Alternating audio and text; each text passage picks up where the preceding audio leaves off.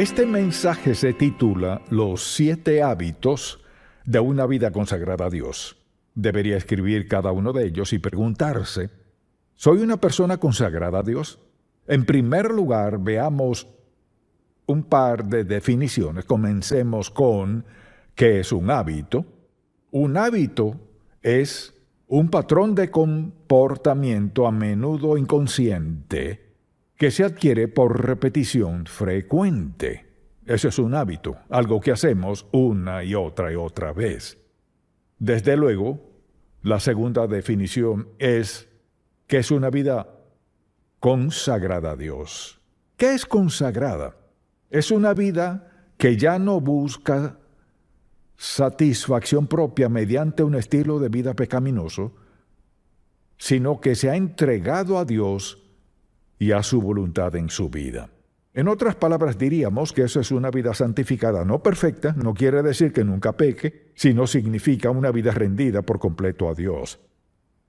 Así pues, deseo darle 7 hábitos que todo creyente debe hacer parte de su vida, y el primero es este. El primer hábito es una vida de oración. Uno de mis pasajes favoritos, muy sencillo, está en Marcos, capítulo 1, cuando los discípulos nunca entendieron esto del todo, pero dice la Biblia en Marcos 1:35, levantándose muy de mañana, siendo aún muy oscuro, salió y se fue a un lugar desierto y allí oraba. Y le buscó Simón y los que con él estaban, y hallándole le dijeron, todos te buscan. Eso es típico en cuanto a la forma de actuar de algunas personas. El Señor estaba haciendo lo más importante en la vida y no lo entendían.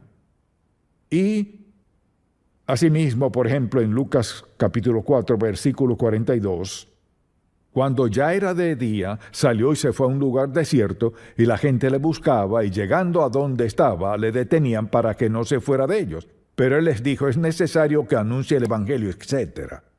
Ahora, una vida de oración no se refiere a orar de vez en cuando. Se refiere a sentir cada día la necesidad, el deseo, el gozo y el gran poder que viene de orar, hablar con el Padre. Es decir, debe ser un hábito, algo que recurre en nuestra vida, no solo cuando estamos en aprietos, en necesidad, sino porque amamos a Dios y estamos agradecidos por quien es Él y lo que hace en nuestra vida. Por ejemplo, en Lucas capítulo 11, los discípulos vienen al Señor Jesucristo y le pidieron, enséñanos a orar como enseñó Juan el Bautista a sus discípulos. Así que habían visto algo distinto en la oración del Señor. No se trataba de algún ritual que se acostumbrara en aquel tiempo, pues sentían que le hablaba personalmente al Padre Celestial. Al ver esos versículos, piénselo, la verdad es que no se puede tener una vida consagrada sin tener una vida de oración. No se puede. Todos vivimos en un mundo de tentación, pruebas, penas, cargas y pecado, y a donde vayamos, allí está. No podemos tener una vida consagrada a Dios, y no he dicho sin pecado, sino consagrada, y ya definimos lo que eso significa. No se puede tener una vida consagrada sin una vida de oración, porque ésta nos conecta a Dios Todopoderoso y nos hace sensibles a su voluntad, propósito y plan para nuestra vida. Sin orar, no habrá una vida consagrada. Necesitamos tener una vida de oración. Luego, el segundo hábito es tener fe o confianza en Dios, la palabra que mejor le guste.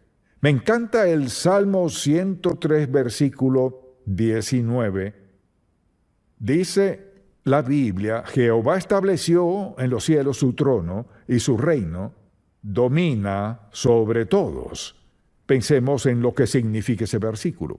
Si Dios Todopoderoso ha establecido su trono en los cielos, preste mucha atención, su soberanía, o sea, su poder divino, sobrenatural, omnisciente, domina sobre todo. ¿Qué hace eso? Nos da una gran base para creer en Él.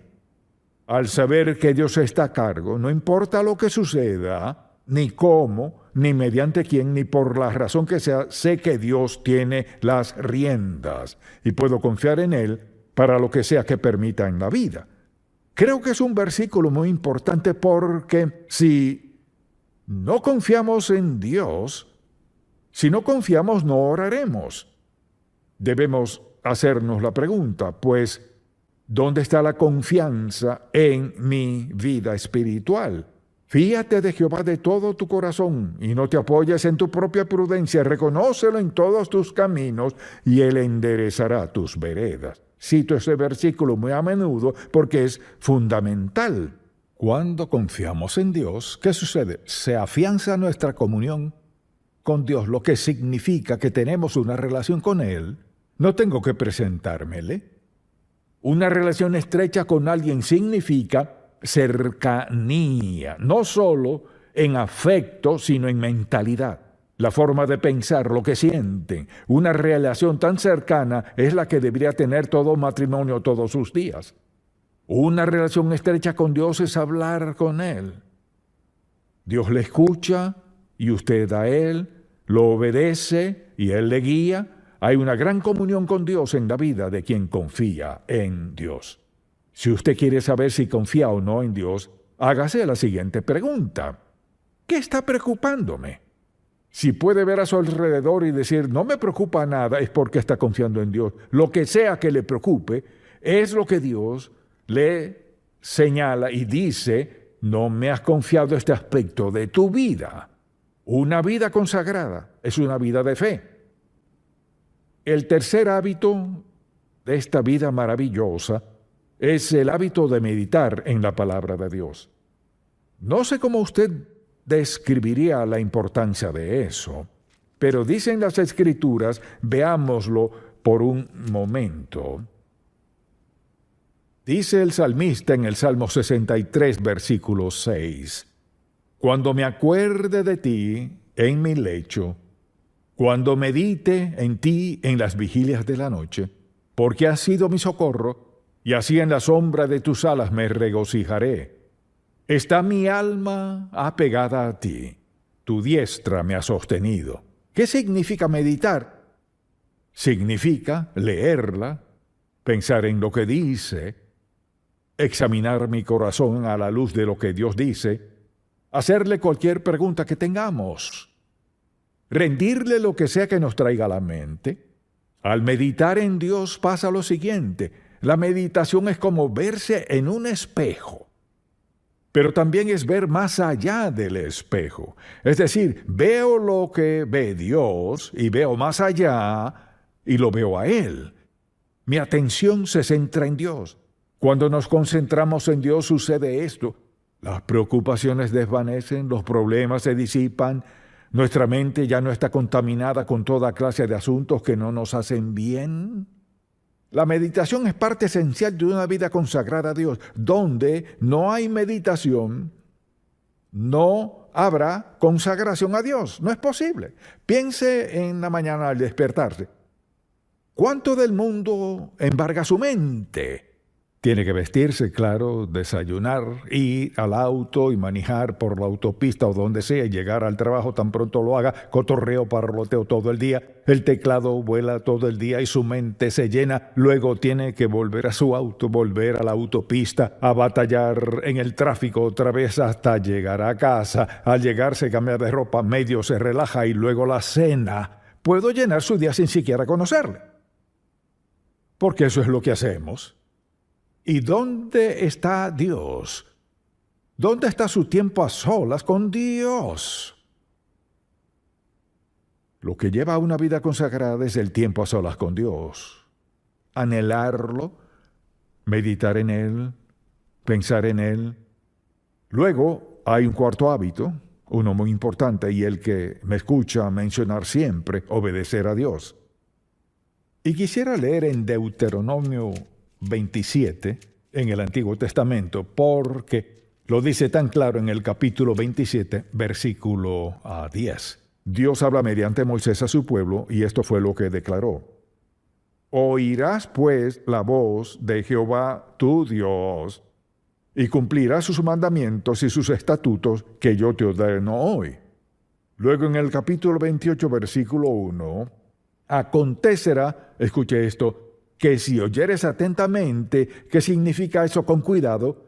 Atentamente la voz de Jehová tu Dios para guardar y poner por obra todos sus mandamientos que yo te prescribo hoy. También Jehová tu Dios te exaltará sobre todas las naciones de la tierra. Hablaba de Israel. Pongámonos en esa situación. Cuando obedecemos a Dios, piensa en esto, andamos a un nivel más alto. Piensa en cómo vive el mundo, con toda clase de pensamientos viles, ocupado y atareado sin tiempo para Dios. Hemos decidido seguir a Cristo, y seguirlo significa vivir a un nivel más alto. No significa menospreciar a otros, solo quiere decir que hemos decidido regirnos por una norma más alta que la del mundo. No significa que seamos mejores que nadie, pero quiere decir que nuestro estilo de vida es mejor que el del mundo. Pregúntese, ¿en realidad tengo un hábito de orar, confiar y meditar en la palabra de Dios? ¿Acaso sería considerado un hijo obediente de Dios? ¿Cuántas veces lo ha dicho y puedo decirlo? La forma más sabia de vivir es obedezcamos a Dios y dejemos las consecuencias en sus manos. Eso lo haré solo si tengo una vida de oración. Solo si confío en Dios, solo si medito en Él. Esa es la única forma de hacerlo. Estos son hábitos sencillos que hacen que nuestra vida sea lo que Dios quiere que sea. Mire, no hay nada que pueda impedir que obedezcamos y practiquemos estos 7 hábitos. Nada, salvo que tomemos esa decisión.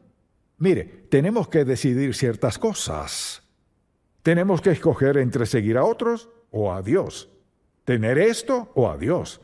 Esta senda o la de Dios. La razón por la que menciono 7 hábitos es porque, recuerde lo que dije, un hábito es un patrón de comportamiento a menudo inconsciente que se adquiere por repetición frecuente. Algo que hagamos de forma continua. Y todo lo que he mencionado podemos hacerlo.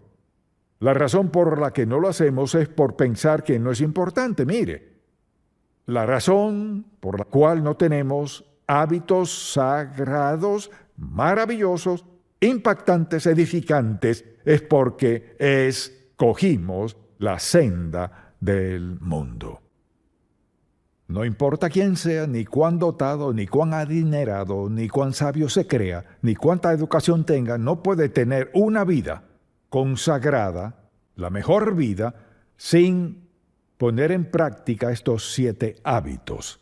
Ahora, ¿cuál es el quinto? El quinto hábito es depender del Espíritu Santo.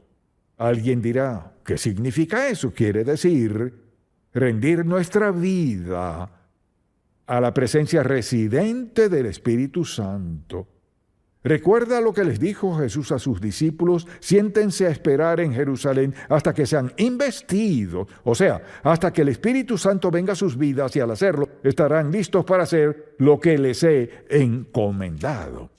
Así que le he dado varios pasajes, algunos ya los conoce, quizás otros no, pero en Efesios 5 recordará lo que dice la Biblia en este pasaje en particular. Veamos el versículo 18.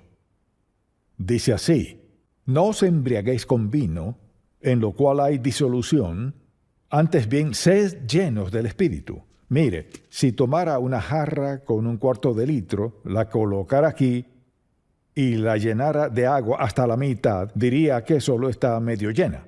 Solo estaría llena cuando llegue al tope hasta el borde. El verbo que usa aquí el original griego, ser lleno, significa algo continuo en la vida. En la mañana, al despertar, en medio de nuestra oración, o al meditar, aún antes de levantarnos, deberíamos decir: Señor, quiero que me llenes de tu Espíritu hoy. Eso significa, Jesucristo les dijo a sus discípulos en Lucas, que antes de que hicieran lo que les había encomendado, que esperaran en la ciudad de Jerusalén hasta que fueran investidos, hasta que viniera sobre ellos el Espíritu Santo, por la sencilla razón de que no están preparados para hacer lo que les ha encomendado sin la presencia del Espíritu Santo, quien les dará poder. Él les facultará, les enseñará, les dará guía y dirección para cumplir el llamado que les ha dado. Ahora la mayoría de la gente no tiene ni idea de quién es el Espíritu Santo. ¿Cómo? Seguidores de Cristo, creyentes en Cristo, lo aceptamos para recibir salvación. Somos morada de la tercera persona de la Trinidad, que es el Espíritu Santo. Cuando decidimos desobedecer a Dios, decidimos pecar contra el Espíritu Santo, quien mora en nosotros, a quien Dios envió a nuestras vidas para ayudarnos a llevar a cabo, a lograr lo que sea que Dios nos tenga reservado en la vida. Nunca estamos solos. Somos morada de Dios, del Espíritu Santo, quien nos faculta, nos ayuda, nos alienta, nos fortalece, nos sana y más, está allí porque necesitamos a Dios en nuestra vida, y Él lo sabía. Desde luego, hay un sexto, que es dar a Dios y a otros. En el sexto capítulo de Lucas, es un capítulo muy conocido, recordemos lo que dice: dad y se os dará medida buena.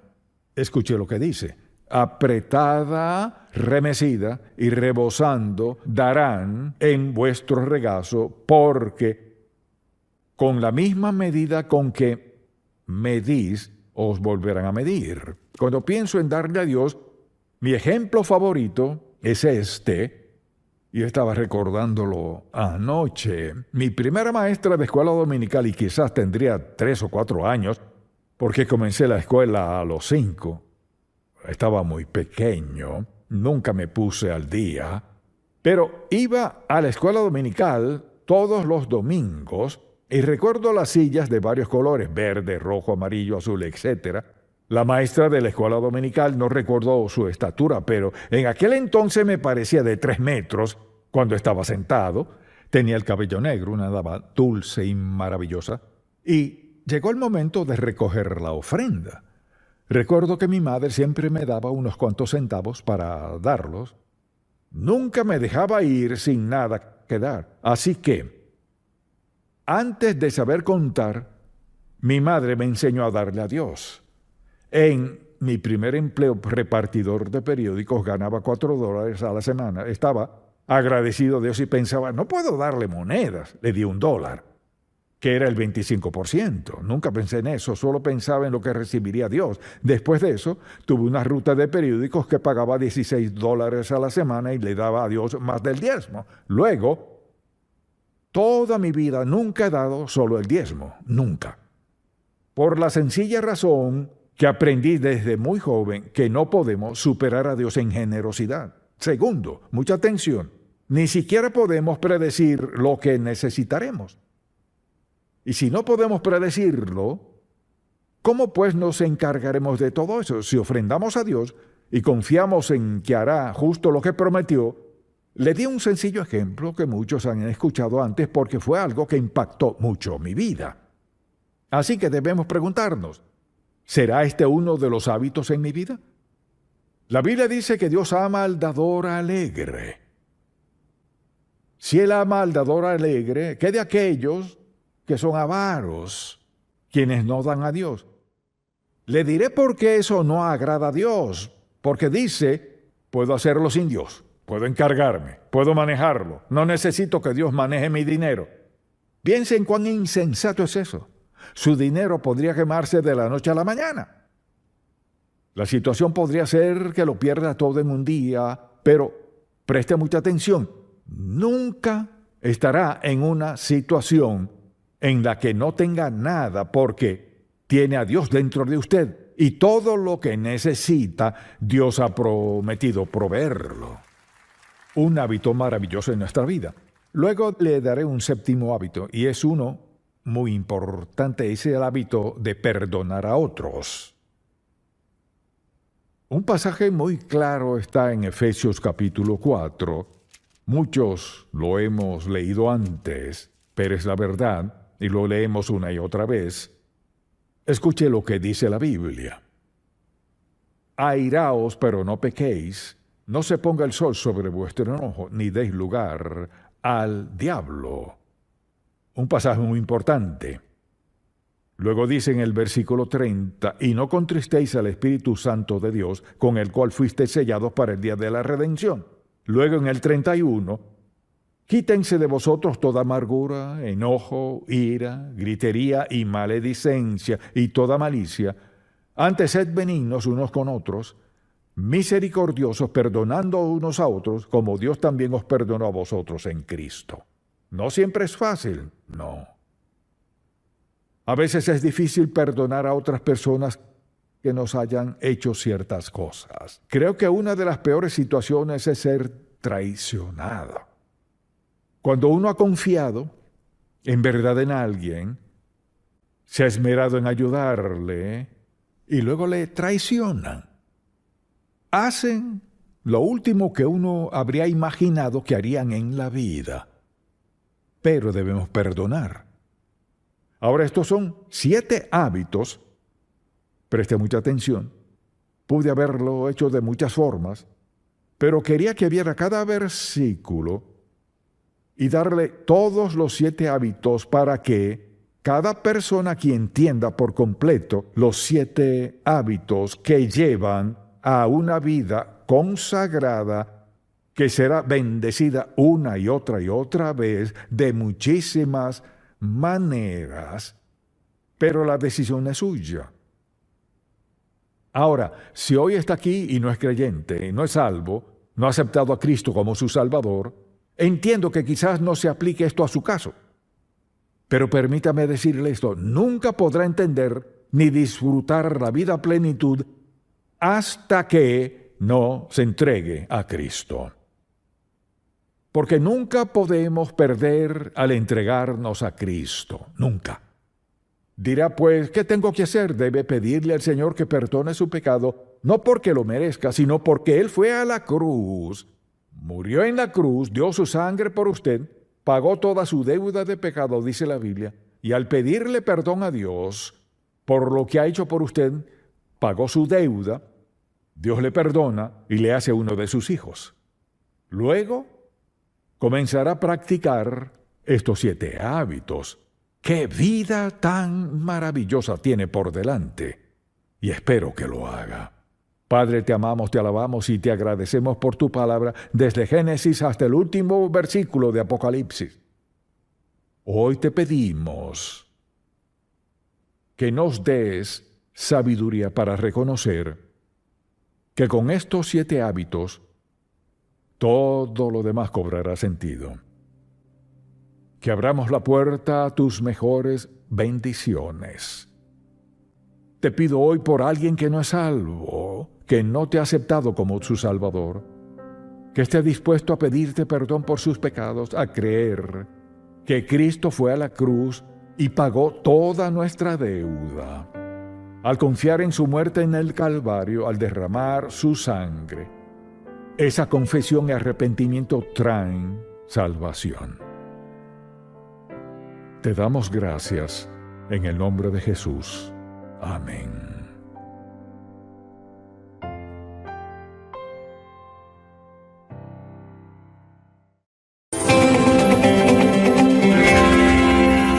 Al pensar en tesoros, ¿qué le viene a la mente? Casi todo el mundo diría, bueno, dinero, prosperidad, riquezas, todo eso viene a la mente. Pero si al pensar en riquezas lo único que viene a nuestra mente son cosas materiales, realmente somos muy pobres. Porque lo mejor de la vida no es material. Las mejores cosas en la vida superan lo material, son de mayor calidad que todo eso. Por otra parte, algunas cosas materiales son buenas.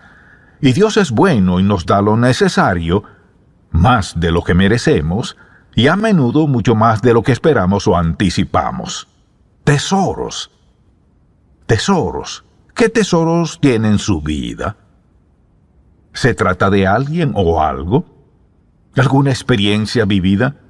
¿Qué es lo que atesora? en este mensaje deseo que pensemos en cuáles son los tesoros de nuestro corazón, es decir, lo que apreciamos, lo que guardamos, lo que protegemos, a lo que le damos gran valor, lo que amamos. ¿Qué es lo que realmente guarda en su corazón? De todas las personas que estimaban muchas cosas, María, la madre de Jesús, sin duda es una de ellas. Y es interesante que la Biblia menciona 2 veces que ella guardaba lo que había escuchado, visto y experimentado, lo guardaba en su corazón. En silencio lo mantenía allí. Meditaba, pensaba en eso, examinándolo, disfrutándolo. Así que le invito a buscar en Lucas capítulo 2 y deseo leer un par de versículos aquí. Veamos lo que ocurría. Recordemos que ya Jesucristo había nacido y los ángeles habían dado el anuncio a los pastores. Dice así en el versículo 15 de Lucas 2.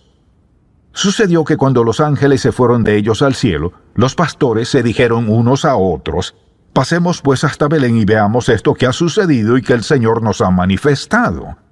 Vinieron pues apresuradamente y hallaron a María y a José y al niño acostado en el pesebre. Y al verlo, dieron a conocer lo que se les había dicho acerca del niño. Y todos los que lo oyeron se maravillaban de lo que los pastores les decían. Pero María guardaba todas estas cosas, meditándolas en su corazón. Y volvieron los pastores glorificando y alabando a Dios por todas las cosas que habían oído y visto, como se les había dicho. Luego, un poco más adelante en este mismo capítulo, vuelvo a decirlo, leamos el versículo 51 del mismo capítulo. Y descendió con ellos y volvió a Nazaret, y estaba sujeto a ellos, y su madre guardaba todas estas cosas en su corazón. Entonces le pregunto, ¿qué tiene usted de gran estima y guarda en lo profundo? ¿Algo que no quisiera perder? ¿Le agrada pensar en eso y lo medita en su corazón? Observemos este pasaje y hagamos la misma pregunta. Veámoslo desde la perspectiva de lo que María guardaba en su corazón y que atesoraba de estas experiencias. ¿Qué es lo primero que piensa que ella guardaba en su corazón? Un día quizás estaba haciendo lo que solían hacer las niñas de aquel entonces, ayudaba a su madre en la cocina o jugar con amigas de su edad, y de repente el ángel de Dios, Gabriel, vino a ella. El asunto no es si ella lo vio o no, el asunto es que el ángel le dijo algo más claro que el agua, pero le dijo algo que al principio no tenía sentido para ella, pero lo que le dijo fue esto: salve, muy favorecida, el Señor es contigo. Ella nunca lo olvidó, nunca olvidó ese sonido. Era el sonido del cielo. Salve, muy favorecida, el Señor es contigo. Dice la Biblia, mas ella cuando le vio se turbó por sus palabras y pensaba qué salutación sería esta. Entonces el ángel le dijo: María, no temas. Escuche, María, no temas, porque has hallado gracia delante de Dios. Y ahora concebirás en tu vientre y darás a luz un hijo y llamarás su nombre Jesús. Este será grande, y le explica todo. Luego ya dice: ¿cómo será esto? Pues no conozco varón. Nunca había tenido relaciones con un hombre. ¿Cómo será esto? Respondiendo el ángel le dijo: el Espíritu Santo vendrá sobre ti, y el poder del Altísimo te cubrirá con su sombra, por lo cual también el santo ser que nacerá será llamado Hijo de Dios.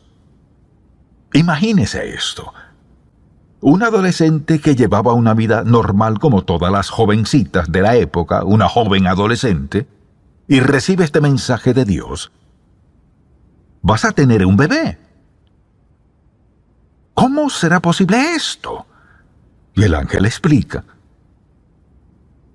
Ella nunca olvidó eso. Lo guardaba todo en su corazón. Quizás tuvo miedo, dice la Biblia, que ella se turbó porque no entendía todo esto, pero lo que sí entendió fue, él dijo, muy favorecida.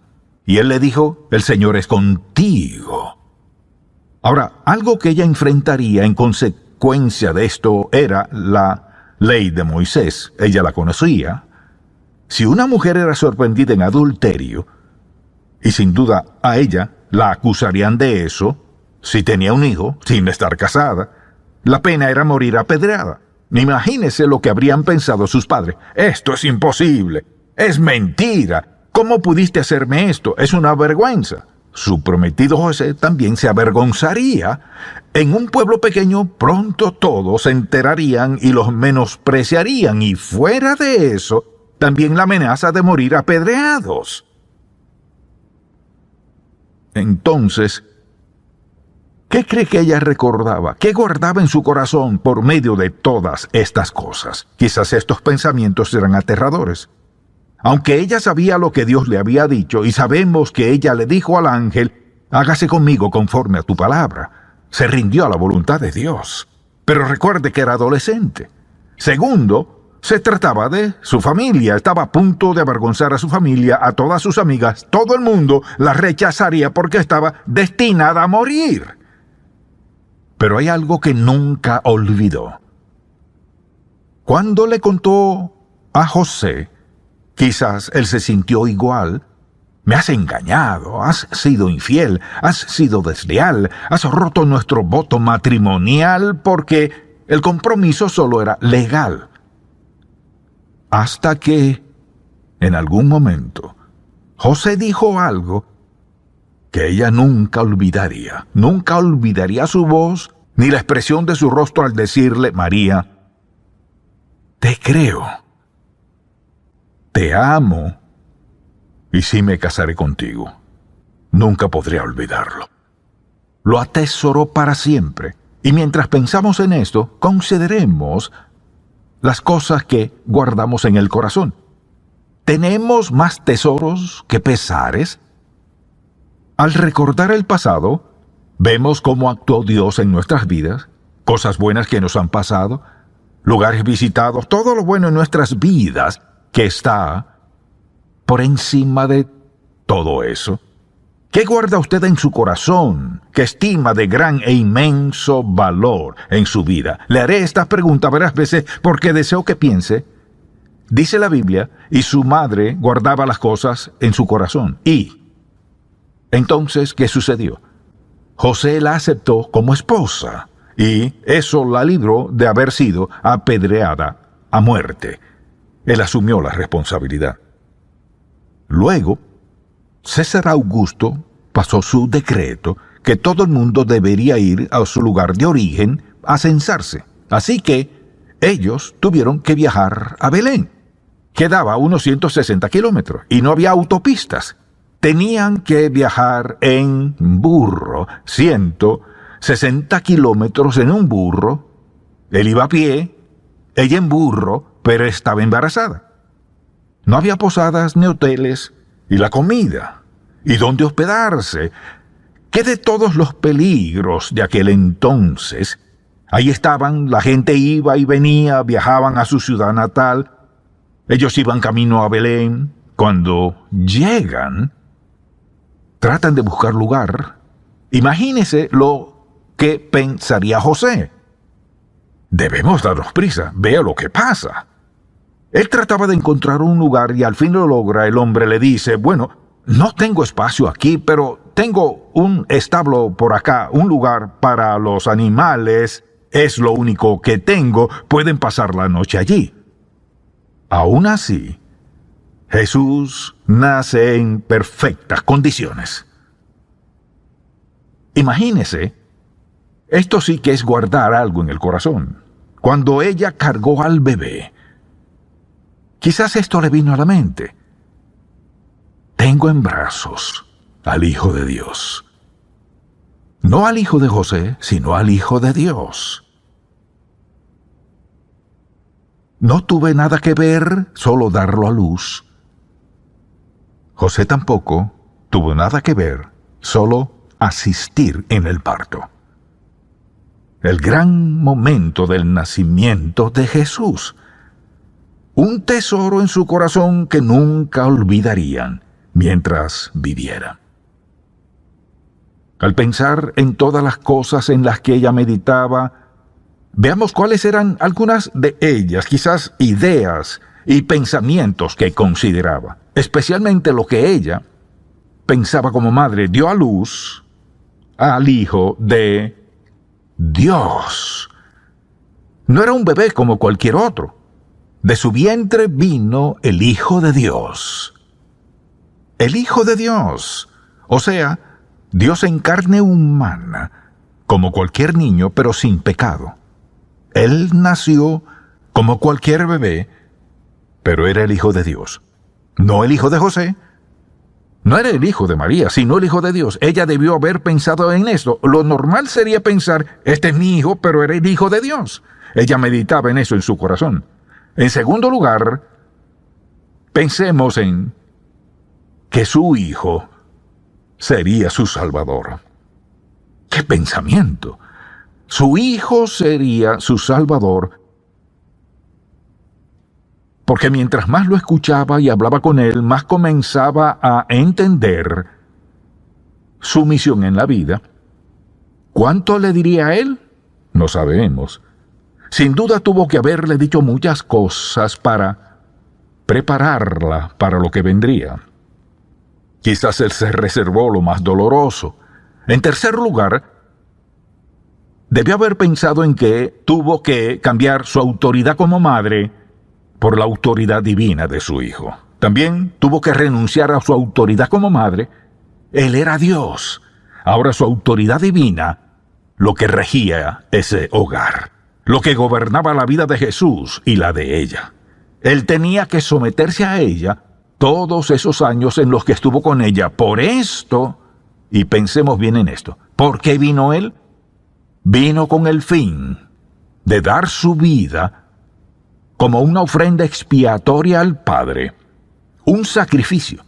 Su muerte fue expiatoria, fue una muerte sustitutiva. Murió en lugar de todos los pecadores. Tomó la deuda de pecado de la humanidad. Dio su vida en la cruz para convertirse en nuestro Salvador. Mucha atención. Al convertirse en nuestro Salvador, escuche bien, Él tomó nuestra culpa y pecado y nos dio su justicia. Ese fue el intercambio. Él llevó nuestro pecado. Solo pudo hacerlo porque fue un hijo perfecto, un niño perfecto, un hombre perfecto. O sea, porque Él tuvo que cumplir la ley a cabalidad, de manera perfecta, tuvo que sujetarse a sus padres todos los días de su vida, hasta que llegó el día de marcharse. O sea, estuvo en sujeción, en su trato hacia ellos siempre. Pero Él tenía la autoridad de su divinidad, tenía la autoridad de Dios. Sin embargo, mientras estuvo con sus padres terrenales, tenía que obedecerles, porque si Él hubiese pecado, no podría hacer el sacrificio. Por último, diré esto. Ella le dio vida física a Jesús. Él le dio a ella vida eterna. ¡Qué pensamiento! Al considerar que ella le dio vida física y Él le dio vida eterna. Las cosas que guardaba en su corazón eran difíciles de concebir. Al meditar en ella, piense en esto. ¿Quién es en su vida un tesoro para usted? ¿Qué clase de relación tiene con alguien de quien podría decir, ella es un tesoro para mí? Él es un tesoro para mí. ¿Su esposo? Espero que sí. ¿Su esposa? Espero que sí. ¿Son sus hijos? ¿Se trata de sus nietos? ¿O son sus abuelos? Son sus padres. O sea, ¿quién es un tesoro por lo que han sido para usted? Por lo que han hecho por usted, por la clase de vida que han vivido delante de usted. ¿Quién es un tesoro para usted? ¿Hay algo que usted guarde en gran estima? ¿Se trata de algo material? ¿Es algo para lo cual tuvo que trabajar arduamente? laboró con diligencia y lo tiene como tesoro. O sea, es algo muy valioso. No tiene nada de malo, siempre y cuando no pongamos esas cosas primero que Dios. Permítame preguntarle, ¿hay alguna promesa que atesora? Hay una promesa en la palabra de Dios que guardó por encima de todos los demás versículos. Proverbios 3, 5 y 6 dice: Fíate de Jehová de todo tu corazón, y no te apoyes en tu propia prudencia. Reconócelo en todos tus caminos, y Él enderezará tus veredas. ¿Tiene un versículo de tesoro? Uno que guarda en su corazón por encima de todos los demás, que le encanta, se apega a Él, se siente agradecido por Él, no querría dejarlo por nada del mundo. ¿Tiene algo de esos versículos? Le pregunto, ¿cuántos valiosos momentos en oración guarda en su corazón? Esto me hace pensar en tiempos que no tienen igual. Momentos, generalmente minutos, sin igual en lo que respecta a experiencias vividas. Momentos con Dios, cuando escuchamos su voz con claridad y podemos entender sus instrucciones tan claramente. Momentos indescriptibles, no los cambiaríamos. Momentos que no podemos duplicar porque cada uno es nuevo. ¿Qué de esos momentos? Hay momentos en los que amamos a alguien, momentos en que jugamos con nuestros hijos, ¿y qué de los momentos con Dios? ¿Cuántos nos quedan grabados en la mente? ¿En cuántos de ellos meditamos? ¿Cuántos de ellos recordamos al pasar por una situación difícil o dolorosa? Debemos guardar en nuestra vida esos tesoros maravillosos. Quizás diga, ¿y qué de los momentos adversos? ¿Son tesoros? Permítame decir cómo pueden serlo. Porque cada dolor, pena, dificultad, prueba, necesidad, fracaso, lo que sea. No importa lo que sea, pero todo. Sabemos que como hijos de Dios, Él lo permite. Quizás se trate de algo que nunca quisiéramos repetir. Tal vez sucedió por culpa nuestra o por culpa de alguien más. Doloroso, difícil, duro. Quizás diga, ¿cómo eso llega a convertirse en un tesoro? ¿Cómo sigue? Porque nos damos cuenta de que nos hemos vuelto más valiosos para Dios, en su reino, por lo que hemos pasado en el dolor, el sufrimiento, las pruebas, las lágrimas, las pérdidas y las ganancias. Dios hace que esas cosas se conviertan en nuestros tesoros si respondemos bien y reconocemos que aún las cosas amargas son también un don de Dios, porque Él nos ama tanto que no nos deja pasarnos la vida con solo cosas fáciles y entendibles. ¿Qué tesoros tiene en su vida? Le tengo una sugerencia, y es que antes de que termine este día, quizás esta noche, busque un papel o una tarjeta y un lápiz. Escriba en la parte superior, estos son los tesoros en mi vida. Ahora, no colocaría primero, mi tesoro más valioso es mi relación personal y estrecha con Jesucristo. Primero y principal, todas las demás cosas vienen después. Si puede hacerlo, Él le ayudará a entender ciertas cosas que debería estimar como tesoros. Al pensar en ellas, tal vez deba llamar a alguien y decir, solo quiero decirte cuánto te amo. Quiero decirte cuánto te aprecio. Quiero agradecerte por lo que has hecho por mí. Gracias por entenderme. Gracias por perdonarme. Tal vez Dios lo use a usted mientras medita en todas estas cosas para alentar a otros a que vean los tesoros que hay en sus vidas ahora. Padre, gracias por estimarnos como tesoros. Y lo sabemos. Y no lo haces porque seamos dignos, ni por algo bueno que hayamos hecho. Lo haces porque somos tuyos. Señor, si no tuviéramos ninguna otra prueba, con solo vislumbrar la cruz, veríamos